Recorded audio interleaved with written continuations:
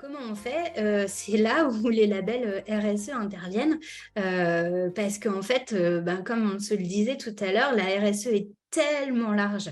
Ça parle de tout, que finalement, on ne sait pas du tout par où prendre le problème et on a l'impression que c'est l'Everest à monter, ce qui n'est pas faux. Mais il y a forcément une voie et un premier chemin pour démarrer. Et donc, en fait, les labels, en fait, ils vous permettent ça, ils vous permettent de structurer service par service la mise en place d'une action et d'une stratégie RSE. Donc, on va vous poser des questions et mettre en place des actions qui vont avoir un impact positif à la fois sur le social, sur le sociétal et sur l'environnemental.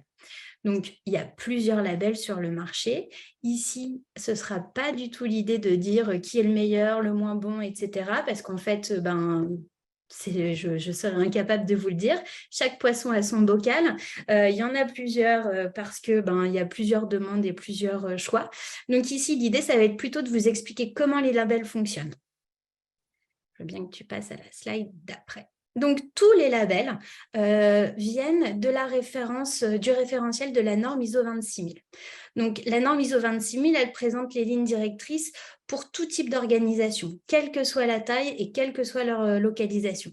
Elle vise à encourager les organisations à aller au-delà du respect de la loi, en reconnaissant que le respect de la loi, il est fondamental pour toute organisation. Donc, déjà, on part du postulat que on ne va pas gruger, quoi. Et donc, lorsqu'on évalue, quand on se met sur la norme ISO 26000, il est recommandé que l'organisation prenne en considération les différences sociétales, environnementales, juridiques, culturelles, politiques et la diversité des organisations, ainsi que les différences entre les conditions économiques et les normes internationales. Donc, en gros, que si jamais on travaille dans un pays local, on s'adapte aux normes locales, mais pas que. On puisse aussi aller un peu plus loin parce que si le pays avec lequel on travaille a un salaire minimum qui ne permet pas de vivre, eh bien, l'idée, c'est d'aller au-delà, de délivrer un salaire qui soit supérieur et qui permette à la personne de vivre décemment de son travail. Donc là, je vous ai fait sur la slide suivante un petit florilège des labels qui existent aujourd'hui. Donc, vous voyez, ils sont tous issus de la norme ISO 26000. Ils sont tous plus ou moins en lien avec les objectifs du développement durable de l'ONU. Donc, ce qui peut être pratique sur certains, parce que quand on va formaliser la stratégie RSE, en fonction des actions qu'on aura mis en place, on saura à quel ODD il contribue. Donc ça, dans la communication, dans le marketing, ça peut être aussi très intéressant d'avoir une plateforme telle que celle-ci qui va vous permettre aussi de faire le lien entre les actions mises en place et les ODD. Donc, je dirais que finalement, les labels permettent un peu de vulgariser la norme ISO 26000 et de la mettre un peu plus facilement en action avec des plateformes plutôt ludiques. Du coup, les labels fonctionnent par points. En fait, on va venir répondre à des questions. Chaque question va nous donner des points. Et puis, plus on a de points, plus on aura un meilleur score. Alors, il y en a qui fonctionnent avec des étoiles, il y en a qui fonctionnent par points, il y en a qui fonctionnent avec des médailles.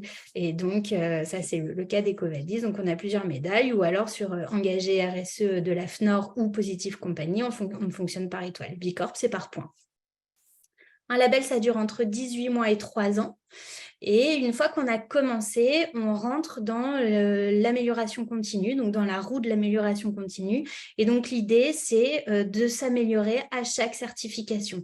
Il y a même des labels qui, si on répond la même chose 3 ans plus tard, on n'aura pas les points. Parce qu'en fait, ils considèrent qu'on doit s'améliorer à chaque fois, d'année en année, et de mettre en place des stratégies de plus en plus vertueuses. Alors, comment ça marche ? Voilà. Alors, comment ça marche ? En fait, on va venir interroger la société sur plus ou moins, selon les labels, 5 piliers de l'entreprise. Donc, on va avoir la gouvernance. Sur la gouvernance, on va venir parler du partage de